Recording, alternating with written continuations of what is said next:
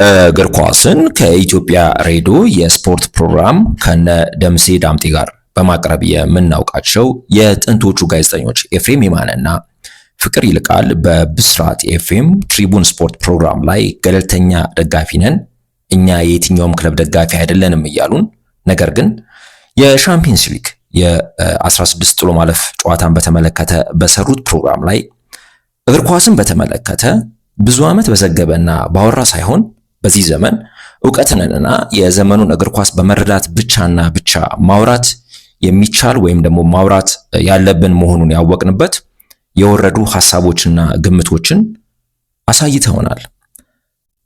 አርሰናል ፒኤስቪ አይንድሆቨን 7-1 ሲያሸንፍ የሆላንዱ ክለብ ደካማ ስለሆነ የሚል የወረደ ሐሳቦችን ሲናገሩ የነበሩት እነዚህ ግለሰቦች የፒኤስቪ ልብ በሉ በሻምፒየንስ ሊግ የመጨረሻውን ጨዋታ ሊቨርፑልን በመጨረሻው ጨዋታ አሸንፎ እንዲሁም ጁቬንቱስን በ16 ጥሎ ማለፍ ጨዋታ ላይ ወደ 16 ለማለፍ ይቅርታ ጥሎ ማለፍ ጨዋታ ላይ ጁቬንቱስን ጥሎ መምጣቱን ሊነግሩን አልፈለጉም። ከጨዋታው በኋላ በአርሰናል 7-1 ከተሸነፉ በኋላ ማለት ነው የፒኤስቪ አይንድሆቨን አሰልጣኝ ፒተር ቦዝ ፍጹም ባልጠበቁት መልኩ እንደተሸነፉ ተናግረዋል። ያሰቡት የታክቲክ ሴታፕ ወይም ደግሞ የጌም ፕላኑ ፍጹም እሳቸው በጠበቁት መልኩ እንዳልሆነና አርሰናል እንዳወረዳቸው ማለት ነው እንዳዋረዳቸው። በተቃራኒው ያለ እውነተኛ አጥቂ ወይም ደግሞ ያለ ፎካል ፖይንት ወይም ደግሞ ያለ 9 ቁጥር ስትራይከር ወደ ሜዳ የገባው አርሰናል በአማካይ በፒኤስቪ አይንድሆቨን ቦክስ ላይ 16 ቦክስ ላይ 5 ተጫዋቾች ለማጥቃት እንዲገኙ ሲያደርግ የነበረውን የአሰልጣኝ ሱፐር ሚካኤል አርቴታን ታክቲክ እነዚህ ግለሰቦች ፍቅር ይልቃልና ኤፍሬም የማነ መተንተንም ማድነቅም አልፈለጉም። ለምን ብላችሁ ከጠየቃችሁኝ መልሱ በጣም ቀላል ነው። ይህንን ጥልቅ የታክቲክ ዕውቀት ለመረዳት በዚህ ጉዳይ ላይ በደንብ የሚያብራሩ የታክቲክ ዌብሳይቶችን ማየትና እነዚህ ቋንቋዎች እነዚህ ዌብሳይቶች የሚጻፉባቸውን ቋንቋዎች መረዳት እንደሚያስፈልግ ወይም ደግሞ ማወቅ እንደሚገባ ነው። ይህንን የወረደ ፕሮግራም ያለ ሀፍረት በሬዲዮ ጣቢያው የሚያስተላልፈው ብስራት ኤፍኤም ሆነ እነዚህ ግለሰቦች ያለ ይሉኝታ የሀገሪቱን የእግር ኳስ ዜናዎችን ሆነ በቀጥታ የሚተላለፉ ጨዋታዎች እግር ኳስን በተመለከተ መረጃዎችን በሞኖፖል በመቆጣጠር ነገር ግን ለአድማጭ ተመልካቹ የረባ ነገር የማያቀርቡ በገነቡት ስምና በከረሙት ወይም ደግሞ በመክረማቸው ብቻ በይገባናል ስሜት እንደፈለጉ ሲዘባርቁ ማየት፣ በተለይ ደግሞ አርሰናልን ሲያብጠለጥሉ ማየት እኛ አርሰናል ደጋፊዎች ይበቃል ልንል ይገባል ብዬ አስባለሁ። በተራ ቋንቋዎችና ሐሳቦች እርስ በርስ በሚጋጩና በጥፊ በሚመታቱ ሐሳቦች የሚያነሱት ኤፍሬምና ፍቅር ይልቃል የሊቨርፑልና የፒኤስጂን ጨዋታ ሲተነትኑ ማለት ነው ራሱ አርነ ስሎት የሊቨርፑል አሰልጣኝ በጣም ከመጠን በላይ እድለኛ ነበርን ያለበትንና እሱ ያመነውን ነገር ትተው በራሳቸው ግምት የኤሊየትና የኑኔዝ ቅያሬ ጨዋታውን ፍጹም ለውጥ እንዳመጣ ሲናገሩ መስማት በጣም ነው የሚያሳፍረው። ሙሳላ ጾም ላይ ስለነበረ ነው የቀየረው ሰውየው እውነት መናገር ማለት ነው። ዳርዊን ኑኔዝ ደግሞ ኦልሬዲ ጨዋታው ስላለቀ ማኔጅ ለማድረግ ነው እንጂ ያስገባው ጆታም ስለደከሙ ማለት ነው። ምክንያቱም በእንቅስቃሴ ዲያጎ ጆታ ወደ ኋላ እየተመለሰ የፒኤስጂን የማጥቃት እንቅስቃሴ ሲያመክኑ ከነበሩ ተጫዋቾች አንዱ ስለሆነ ማለት ነው። እነዚህ ሁለቱ ተጫዋቾች ጉልበታቸውን ስለጨረሱ ጨዋታውን ኦልሬዲ ለማጠናቀቅ እነ ኑኔዝ እና ኤሊየት እንዲገቡ አደረገ እንጂ አርነ ስሎት ጨዋታውን እናሸንፋለን የሚል ግምትም ሐሳብም አልነበረውም። እሱ ያለው የማይክል ጆርዳንን አስተያየት በመጠቀም ነው። ከመጠን በላይ እድለኛ ነበርን ያለው። እድለኛ ብቻ አልነበረም፣ ከመጠን በላይ እድለኛ ነበርን ያለው አርነ ስሎት ማለት ነው። አሰልጣኝ ፔፕ ጋርዲዮላ ዘንድሮ ቡድኑ በጣም ደካማ እንደሆነ በግልጽ እየተናገረ ነው። ይሄ ቡድን የትም ደረጃ ሊደርስ የሚገባው ቡድን እንዳልሆነ ማለት ነው። ነገር ግን እነ ኤፍሬም የማነና ፍቅር ይልቃል ምን ሲሉ ነበረ? ሲቲ እድለኛ ስላልነበረ ነው ሪያል ማድሪድን ያገኘው እንጂ ረጅም ርቀት በዚህ በሻምፒየንስ ሊግ ፎርማቱ ይሄድ ነበረ እያሉን ነው። ሲጀመር ሲቲ ሪያል ማድሪድን ለማግኘቱ ምክንያት የሆነው የመጣበት መንገድ ትክክል ስላልሆነ ነው። እንዳለው ጥንካሬ ቶፕ 8 ውስጥ ጨርሶ ቢሆን ኖሮ እንደና አስቶን ቪላ እንደ አርሰናል እንደ ሌሎች ቶፕ 8 እንደጨረሱት ክለቦች እዚህ ውስጥ አይገባም ነበር። ግን ያንን ነገር ማሳካት ስላልቻሉና ፍጹም ቡድኑ ደካማ ስለነበረ ነው ወደ 16 ውስጥ ለመግባት ሪያል ማድሪድን ያገኘው ማለት ነው። ስለዚህ ይህንን እንደ ምክንያት ራሱ ጋርዲዮላ ቡድኑ ደካማ እንደሆነ እንደ ምክንያት የሚያቀርበውን ነገር እነሱ ግን በተቃራኒው እድለኛ ስላልነበረ ነው። ሊቨርፑል በጨዋታው ላይ በድል እንደወጣ ሁላችንም አይተናል። ነገር ግን እንደ ብቃት አድርገው ሲያወሩ ነበር። ለነገሩ አይፈረድባቸውም ማለት ነው። እነዚህ ግለሰቦች በተለይ ኤፍሬም የማነ እኔ ራሴ እንደማውቀው በግልጽ ከኢትዮጵያ ሬዲዮ የስፖርት ፕሮግራም ጀምሮ አስታውሳለሁ የማንቸስተር ዩናይትድ ቀንደኛ ደጋፊ እንደሆነ ይታወቃል።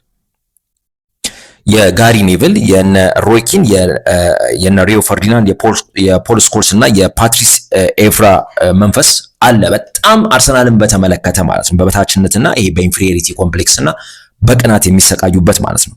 ከዚህ ጋር በተያያዘ በእንደዚህ አይነት ስሜቶች የተሞላ አስተያየት በክለባችን ዙሪያ በተለይ ደግሞ ከሻምፒየንስ ሊግ ጋር በተያያዘ በሩብ ፍጻሜው በቀላሉ በሪያል ማድሪድ ጋር እንደምንገናኝ ነግሮናል።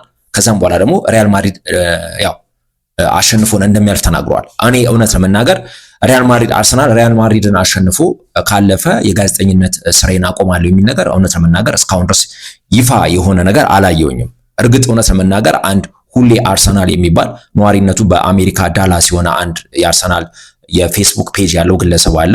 ይህንን በተመለከተ እውነት ኤፍሬም ይህንን ነገር ብለሃል ወይ ብሎ በቴሌግራም ጽፎለት ነበረ፣ ሊመልስለት አልቻለም። ስለዚህ ኤፍሬም ብሎ ከሆነ ለእኔ እውነት ለመናገር አይገርመኝም፣ ምንም የሚገርም ነገር ስላልሆነ ማለት ነው። ነገር ግን አንዳንድ ጥያቄዎችን ላንሳ። የመጀመሪያው ነገር አትሌቲኮ ማድሪድ በመልሱ በራሱ ሜዳ ነው እንግዲህ አሁን የመልሱን ጨዋታ የሚያደርገው።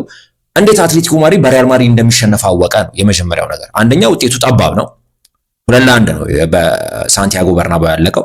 ስለዚህ በዚህ በማድሪድ ሜዳ ላይ እንዴት በቀላሉ ሪያል ማድሪድ አሸንፎ ሊያልፍ እንደሚችል አወቀ ነው የመጀመሪያው ነገር ማለት ነው። ከዛ በኋላ ደግሞ ቀጥሎ ደግሞ አርሰናል እንዴት በሻምፒየንስ ሊግ ከሪያል ማድሪድ ጋር ተገናኝቶ በቀላሉ 8 ውስጥ ወይም ሩብ ፍጻሜ ላይ እንደሚወድቅ በድፍረት ተናገረ። አት ዘ ሴም ታይም ደግሞ እውነት ያ ነገር ያለው ከሆነ ደግሞ የጋዜጠኝነቱን አቆማለሁ ያለው ነገር ደግሞ እንዴት አመጣው ይሄንን ድፍረት ነው። እኔ ያው የመጀመሪያው ነገር አርሰናልን በተመለከተ ያው ከበታችነት ስሜትና ከኢንፌሪዮሪቲ ኮምፕሌክስ የሚያነጨ ድፍረት ነው ብዬ ነው የማስበው። ለአርሰናል ጥሩ አመለካከት ስላለው ማለት ነው። እኔ በግልጽ ብዙ ነገሮችን የሱ ፕሮግራሞች እከታተላለሁ። ከዚህ በፊትም በአርሰናል ዞን ላይ ተናግሬያለሁ። ቫን ፐርሲን በተመለከተ ከአርሰናል ወደ ማንቸስተር የሄደበትን ፕሮግራም የሰራበትን መንገድ አስታውሳለሁ። ኤፍሬም የማነ ያው ትክክለኛ ወይም ሚዛናዊ አይደለም። ነገር ግን እኔ ብዙም እሱን ትኩረት ሰጥቼ ስለማልከታተለው በዛ ጉዳይ ላይ ፕሮግራም መስራት ስላልፈለኩኝ ነው። ቫን ፐርሲ ይሄን ያለ አርሰናል ደጋፊዎች ትኩረት የምንሰጠውም ሰው ስላልሆነ ማለት ነው። ነገር ግን አርሰናልን በተመለከተ ይህንን ነገር በድፍረት ያወራበት መንገድ እንዳልኳችሁ ከኢንፌሪዮሪቲ ኮምፕሌክስ እና ከበታችነት ስሜት ከቅናት የመነጨ ነው። የአርሰናል ስኬት አሁን ያሉትን የማንቸስተር ደጋፊዎችንም ሆነ የቀድሞ የማንቸስተር ተጫዋቾች በሚዲያውም ላይ ያሉትን ሰዎች በፍጹም እንደሚያንጨራጨራቸው በግልጽ መናገር ይቻላል፣ በግልጽ ማለት ነው። ነገር ግን አትሌቲኮ ማድሪድ እንዴት በሪያል ማድሪድ በቀላሉ ሊወርቅ እንደሚችል የመልሱ ጨዋታ ሪያል ማድሪድ አሸንፎ ሊያልፍ እንደሚችል ግን ሊነግረን አልፈለገም። ግን ስም ይጠራል፣ በጣም ስም ይጠራል። የሆነ እኛ ኢንፎርማል በሆነ መልኩ የምናወራቸው ነገሮች እሱ ሚዲያ ላይ ብዙ ሰሚ ባለበት በተለይ በሬዲዮ ነው እያልኩ ያለው። በዩቲዩብ ላይ ችግር የለውም። በሬዲዮ ላይ ግን ብዙ ሰሚ ባለበት ቦታ ላይ በጣም በድፍረት የሚጠራቸው ስሞች አሉ። ግን አንድም የታክቲክ አንድም የአሰልጣኞቹን ብቃት የሚያሳይ አንድም የረባ ሰብስታንስ ያለው ነገር ግን ሲናገር አሰሙትም ማለት ነው። ስለዚህ ይሄ ያው ድፍረት እንደሆነ በግልጽ መናገር ይቻላል ማለት ነው። ሌላኛው ደግሞ እንግዲህ ሰራ ነው የሚሉት ፕሮግራም የሻምፒየንስ ሊግ የ16 የመጀመሪያው ወደ ሩብ ፍጻሜ ለማለፍ የመጀመሪያዎቹን ጨዋታዎች ነው ግምገማ አቀረብን እያሉ ያሉት ማለት ነው። ተምኔሉ ላይ እንደሚታየው አርሰናል አለ፣ ሪያል ማድሪድ ይታያል፣ ሊቨርፑልም አለ ማለት ነው። ባርሴሎናም አለ እዛ ላይ እና ግምገማ ነው፣ የሁሉንም ጨዋታ ነው እየገመገሙ ያሉት። እንግዲህ በዚህ የመጀመሪያው የ16ቱ ጨዋታ የመጀመሪያው ትልቅ ውጤት ወይ መነጋገሪያ የሆነው አርሰናል ፒኤስቪን 7-1 ያሸነፈበት መንገድ ነው። ለምን መነጋገሪያ ሆነ ከተባለ አንደኛ የትኛውም የእንግሊዝ ክለብ ይህን ታሪክ አልሰራም። አርሰናል የመጀመሪያው ይህን ታሪክ በመስራት ማለት ነው። ከዚህ በፊት በተደጋጋሚ ብዙ ሪከርዶችን ሰብረናል። ሪያል ማድሪድ በሜዳው ያሸነፈው የመጀመሪያው የእንግሊዝ ክለብ አርሰናል ነው። ኤሲ ሚላንንም በሳንሲሮ ያሸነፈው የመጀመሪያው ክለብ አርሰናል ነው፣ ይታወቃል። አሁንም በሻምፒየንስ ሊግ በጥሎ ማለፍ የትኛውም የእንግሊዝ ክለብ በጥሎ ማለፍ ያላስመዘገበውን ውጤት ነው ያስመዘገበው። የመጀመሪያው ነገር ይሄ ነው። ሁለተኛው ደግሞ በጥሎ ማለፍ ላይ በሻምፒየንስ ሊግ ታሪክ በአህጉሩ የውድድር ታሪክ በዚህ ደረጃ ሰፊ ጎል አግብቶ ያሸነፈ ቡድን የለም። ይሄም የመጀመሪያው ታሪክ ነው። ከዛ በኋላ እንደገና ደግሞ ፒኤስቪ አይንዶቨን ከ5 ጎል በላይ በሜዳው ገብቶበት ተሸንፎ አያውቅም በአውሮፓ እግር ኳስ ውድድር 70 ዓመት ሆኖታል። ይሄን መነጋገሪያ የሆነን ጨዋታ አጣጥለው ነው ያለፉት። ምን ብለው ፒኤስቪ ደካማ ስለሆነ አይደለም። ጁቬንቱስን አሳር መከራውን አብልተው ነው አሸንፈው ያለፉት። ጭማሪ 30 ደቂቃ ውስጥ ከተውት ማለት ነው። በአርነ ስሎት የሚመራውን ሊቨርፑልን ደግሞ በአሸንፈው ነው ያለፉት 3-2 ማለት ነው በሚገርም ብቃት። ስለዚህ ለኔ አርሰናል ፒኤስቪን በቀላሉ ያሸነፈው ፒኤስቪ ደካማ ስለሆኑ ሳይሆን አርሰናል ታክቲካሊ በጣም ጠንካራ ስለነበረ የአርሰናል የአርቴታ የታክቲክ ጥንካሬ ነው ፒኤስቪን ደካማ አድርጎ ያቀረበው ማለት ነው። ስለዚህ ይሄንን ነገር ማንሳትና ያንን ነገር መተንተን ማውራት እንዳልኳችሁ የታክቲክ እውቀት ይጠይቃል። አንድ ሁለተኛ ነገር ደግሞ ከነ ጋሪ ኔቭል መንፈስ መውጣት ይጠይቃል። ገለልተኛ ነን ካሉን ማለት ነው። እነዚህ ሰዎች ግን ገለልተኞች አይደሉም። ያው በጣም በግልጽ አሁን እነዚህ ሰዎች የሚሰሩት ነገር ፍንትው ብሎ ታይቷል። በእኔ እንዳልኳችሁ ያው እኔ ፍቅር ይልቃልን በተመለከተ ብዙ መረጃ የለኝም፣ ግን እግር ኳስን እንደ ቢዝነስ አድርገው ቆጥሮ ስለሚሰሩት ብቻ ያው ምንድነው ዳርዳሩን ይሄዳሉ እንጂ እነዚህ ሰዎች ከአርሰናል በተቃራኒ የቆሙ የሌሎች ክለብ ደጋፊዎች እንደሆኑ በተለይ ደግሞ ኤፍሬም የማነ የማንቸስተር ዩናይትድ ደጋፊ እንደሆነ በግልጽ መናገር እኔ እችላለሁ ማለት ነው። አሁን እኛ የአርሰናል ደጋፊዎች እጃችን ላይ የቀሩ እንትኖች አሉ፣ ዌፐንሶች አሉ ማለት ነው። እነዚህን ሰዎች የመጀመሪያው ነገር ትኩረት አለመስጠት ነው፣ ብሎክ ማድረግ ነው በየትኛውም መንገድ ማለት ነው። በእኔ እምነት በግልጽ የምናገረው ብስራት ኤፍኤም የኢትዮጵያን እግር ኳስ ለማሳደግ የሄደበት ርቀት ዜሮ ነው፣ ለእኔ አይታየኝም። ነገር ግን በድፍረት የሚያወሩ ከየአካባቢው የተኮለኮሉ ሰዎችን በአየር ሰዓት ለመሙላት ሲባል ሬዲዮ ጣቢያውን አየር ሰዓት ለመሙላት ሲባል አቅርቦ እንደፈለጉ እንዲያወሩ ያደርጋቸዋል። በግልጽ የሚታዩ ነገሮች ማለት ነው። በግልጽ ብዙ ስህተቶችን እኔ ማውራት መብታቸው ነው። ነገር ግን ሰሚስ ምን ይላል? ምክንያቱም እኛ እናውቃለን ፕላትፎርሙን ስላላገኘን ዝም ማለት ስለፈለግን በተለያየ መንገድ ማውራት ስላልተፈለገ ሊሆን ይችላል እንጂ እያንዳንዱ እነሱ የሚሰሩትን ነገር እየተከታተለን እናቀርብ ብንል ብዙ ጉዶቻቸውን ማውጣት እንችላለን። በጣም ብዙ ድክመቶቻቸውን ማሳየት እንችላለን። እና ብስራት ኤፍኤም እኔ ይገርመኛል ድፍረታቸው ማለት ነው። ሰዎቹም እንዴት እንደሚሰብሱ የአየር ሰዓት ለመሙላት ብቻ ተብሎ ሬዲዮ ጣቢያው ላይ እነዚህ ሰዎች የሚቀርቡበት መንገድ እኔ በጣም የሚያሳፍር ነው። ሌላኛው ነገር ግን በዩቲዩብ ፕላትፎርም ላይ በተለይ በዩቲዩብ ፕላትፎርም ላይ እነዚህን ሰዎች ብሎክ ማድረግ ነው፣ አለመከታተል ነው። እኔ እያልኩ ያሉት የአርሰናል ደጋፊዎችን ነው። በነገራችን ላይ አለመከታተል ነው፣ አለማየት ነው እነዚህን ሰዎች። ምክንያቱም እነሱ የሆነ ኔጌቲቭ ነገር ሰጥተው እኛ ደግሞ የምንሰጠው በብስጭት ዲፌንድ ለማድረግ የምንሄድበት መንገድ ኮመንቱን ራሱ ኢንጌጅመንቱ ብዙ ስለሆነ ብሎ ዩቲዩብ ይሄንን ፕሮግራማቸውን ሞር ተመልካች እንዲኖረው ያደርገዋል ማለት ነው። አልጎሪዝሙ በዚህ መልኩ ስለሚሰራ ማለት ነው። ስለዚህ ኦክሲጅን መንፈግ ነው። ኦክሲጅናቸው ደግሞ ትኩረት ነው፣ የኛ ትኩረት ነው። ስለዚህ ይህንን ነገር በግልጽ በቃችሁ ልንል ይገባል። ይህንን ማስቆም እንችላለን ማለት ነው። እኔ በግልጽ የምናገረው ለገንዘብ ብለው ነው እነዚህ ሰዎች እንጂ ገለልተኛ አይደሉም።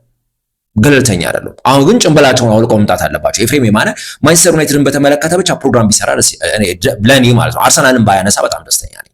አርሰናልን ቢተውት ማለት ነው። እነዚህ ሁለት ሰዎች አርሰናልን ቢተውት ደስተኛ ነኝ። ምክንያቱም አርሰናልን ለመዘገብ እነዚህ ሰዎች አይመጥኑም። ስለ አርሰናል ለማውራት ስለ አሰልጣኝ ሱፐር ሚካኤል አርቴታ ብቃት ለማውራት እነዚህ ሰዎች የሚመጥኑ አይደሉም። የሚመጥኑ ስላልሆኑ አርሰናልም ስለማይመጥናቸው ይተውት ነው የመጀመሪያው ነገር ማለት ነው። ከዛ በተጨማሪም ደግሞ እንግዲህ የእግር ኳስ የታክቲክና የቋንቋ እጥረት የወለደ ድፍረት እንዳለባቸው በግልጽ መናገር ይቻላል። በዚህ ፕሮግራማቸው ላይ በግልጽ ነው ያንጸባረቁት። እነዚህ ግለሰቦች የእግር ኳስ ወቅታዊ አቋም በየጨዋታው ማለት ነው የሚኖር አቋም አሰልጣኞች ይዘውት የሚገቡት የጌም ሞዴል አለ፣ የጌም ፕላን አለ ይዘውት የሚገቡት ማለት ነው። ከዛም በኋላ ደግሞ በየጨዋታው ደግሞ አሰልጣኞች ትዊክ የሚያደርጉት ታክቲካል ትዊኪንጎች አሉ፣ ሞዲፋይ የሚያደርጓቸው የሚያሻሽሏቸው በየጨዋታው። አንድ የአሰልጣኝ ሱፐር ሚካኤል አርቴታ የተናገረው ነገር አለ፣ አርነ ስሎት ራሱ የተናገረው ነገር። አርሰናል እንደዚህ ነው ብሎ ታክቲኩ መናገር የሚቻል ቡድን አይደለም። በየጨዋታው 7-8 አይነት ታክቲኮችን ይዞ የሚገባ በየጨዋታው ታክቲኮችን ሞዲፊኬሽን የሚሰራ ቡድን ስለሆነ ማለት ነው። ስለዚህ እነዚህን ነገሮች ከግምት ውስጥ ከቶ ነው አንድ የስፖርት ጋዜጠኛ ነኝ የሚል ግለሰብ ግምቶች ነው የሚያስቀምጠው፣ እግር ኳስን የሚተነትነው ማለት ነው። ነገር ግን ይሄንን ነገር ለማየትም ለመረዳትም እውቀት ይጠይቃል። በእኔ እምነት እነዚህ ሰዎች አያውቁትም፣ በጭራሽ ፈጽሞ አይገባቸውም ብዬ ነው የማስበው። ብቻ ከፊት ለፊታቸው በተቀመጠው ማይክ በድፍረት ከጭፍን ጥላቻና ስሜት በመነጨ እንግዲህ እንደፈለጉ የፈለጉትን ነገር እያወሩ እዚህ ጋር ደርሰዋል ማለት ነው። እንግዲህ ይህን የ16ቱን የሻምፒየንስ ሊግ 16ቱን ጨዋታ ወደ ሩብ ፍጻሜ ለመግባት የሚሄደውን የጣሉት ክለብ አለ። በድፍረት አትሌቲኮ ማድሪድ ጥለውታል፣ የሚታወቅ ነው በስነ ስርዓት ማለት ነው። ቤኔፊካንም ጥለውታል፣ ያው የታየ ነገር ስለሆነ ማለት ነው። ሌሎችም እንደዚህ የጣሏቸው ቡድኖች አሉ። ከዛ ግን ያው ስለ አርሰናል ስለሆነ የማወራው 8 ላይ ስንገባ እኛን ደግሞ በድፍረት ያው እንግዲህ አለ የተባለው ነገር እውነት ለመናገር እስካሁን ድረስ ነው ያልሰማሁኝም፣ እውነት ለመናገር ማለት ነው። ነገር ግን እሱ አርሰናል በሪያል ማድሪድ ይሸነፋል የሚል ነገር አለ። ጨዋታውንም ከፒኤስቪ ጋር ያደረግነውን ጨዋታ አጣጥሎታል። የወረደ ቡድን ነው ብሎታል። ግን አሁንም በድፍረት የምናገረው ነገር ምንድነው? ፒኤስቪ ሊቨርፑልን አሸንፏል። በዚህ ሻምፒየንስ ሊግ ማለት ነው። ጁቬንቱስን አሸንፎ ነው እዚህ ጋር የመጣው። ዝም ብሎ ቀላል ቡድን አይደለም ማለት ነው። ሊያውም በሜዳው ደግሞ በጣም ከባድ ቡድን ነው። በጣም የሚገርም ቡድን ነው። እንደገና ደግሞ አርሰናል ያለ እውነተኛ አጥቂ ያለ ፎካል ፖይንት ነው የገባ ነው ማለት ነው። ግን በጨዋታው ላይ 6 የተለያዩ ጎል አግቢዎች ነበሩ። 7 ጎል አስቆጥረናል። ፍጹም የጨዋታ ብልጫ ነበር። ኤፊሽንሲያችን የሚገርም ነበረ። ያለ አጥቂ ገብተን ነገር ግን ተከላካዮቻችን በእንቅስቃሴ እስከ ቦክስ እየገቡ የአጥቂ የሚመስል ጎል ሁሉ ሲያስቆጥሩ ነበረ። ይሄንን አይቶ ማድነቅ አልቻሉም። እውቀት ስለሚያጥር ነው ብዬ ነው ማስበው ማለት ነው። በእውነቱ ከሆነ ኤፍሬም የማነ አርሰናል ሪያል ማድሪድን ጥሎ ካለፈ ጋዜጠኝነቱን አቆማለሁ የሚለውን ነገር እስካሁን እኔ አሁንም በይፋ አልሰማሁኝም። ነገር ግን እርሱ ይሄን ካለ እኛ አርሰናል ደጋፊዎች የሚጠበቅና አዲስ እንዳልሆነ ማወቅ አለብን። ምክንያቱም እሱ የማንቸስተር ዩናይትድ ደጋፊ ስለሆነ ማለት ነው። ስለዚህ በቀላሉ ጋዜጠኝነቱን እንዲተው ብናበረታታው መልካም ነው ብዬ አስባለሁ። ያን የምናደርገው ምንድነው? ዩቲዩብ ላይ የሱን ፕሮግራም ባለመከታተል ነው። እኛ አርሰናል ደጋፊዎች ከየትኛውም ክለብ በበለጠ ኢትዮጵያ ውስጥ ብዙ የአርሰናል ደጋፊዎች አለን። በጣም አክቲቭ ሆነን ሚዲያውን እንከታተላለን። ስለዚህ እነዚህን ሰዎች ፍጹም ብሎክ በማድረግ ወደኛ እንዳይደርሱ በማድረግ ልንቀጣቸው ይገባል ብዬ ነው ማስበው። እግር ኳስን ኢትዮጵያ ውስጥ በከረመና በስም ብቻ የሚተነተንበትና የሚዘገብበት መንገድ መብቃት አለበት። እኔ ይህንን ነው የምለው። በስም እና በከረመ ስማቸውን ብቻ በመጠቀም ማለት ነው እንደፈለጉ ኢንታይትልድ ሆነው በይገባናል ስሜት የሚያወሩት ነገር ሊበቃ ይገባል የሚል ሀሳብ አስተያየት ነው ያለኝ። ያው ትንሽ ስሜታዊ ሆኜ ሊሆን ይችላል። ያው ነገሩ ስላበሳጫኝ ነው። ፕሮግራማቸውን ስሰማ የሚያወሩበት መንገድ በጣም የወረደ ነው። እውነት ለመናገር በዩቲዩብ ላይ እንኳን ቢወራ ችግር የለውም፣ ምክንያቱም የግል ፕላትፎርም ስለሚሆን ማለት ነው። ግን አንድ ኦፊሻል በሆነ ሬዲዮ ጣቢያ ብዙ በሚሊዮን የሚቆጠር የሚሰማው ሰው ባለበት ግን በዚህ መልኩ ማውራት በጣም የወረደ ነው። የሚያወሩበት መንገድ ፍጹም የወረደ ነው። እግር ኳሱን የሚተነትኑበት የሚያዩበት መንገድ ፍጹም ከዘመኑ ጋር አብሮ የሚሄድ አይደለም። እነሱ የሆነ የሰገሌ ዘመን ላይ ያሉ ነው የሚመስለኝ። እግር ኳሱ ጥሏቸው ሄደዋል። እነዚህ ሰዎች ስለ እግር ኳስ አሁን ስላለው እግር ኳስ ለማውራት ብቁ አይደሉም ብዬ ነው የማስበው። እንግዲህ አድማጭ ተመልካች ቤተሰቦቻችን ዛሬ በዚህ ጉዳይ ላይ ይዤ የቀረብኩት ይሄን ይመስላል። ከኔ ጋር ስለነበራችሁ በጣም ነው የማመሰግነው። ፕሮግራማችን ከተመቻችሁ ላይክ፣ ሼር፣ ሰብስክራይብ ማድረጉን አትርሱ። አበቃን። መልካም ጊዜ ይሁንላችሁ። ቻው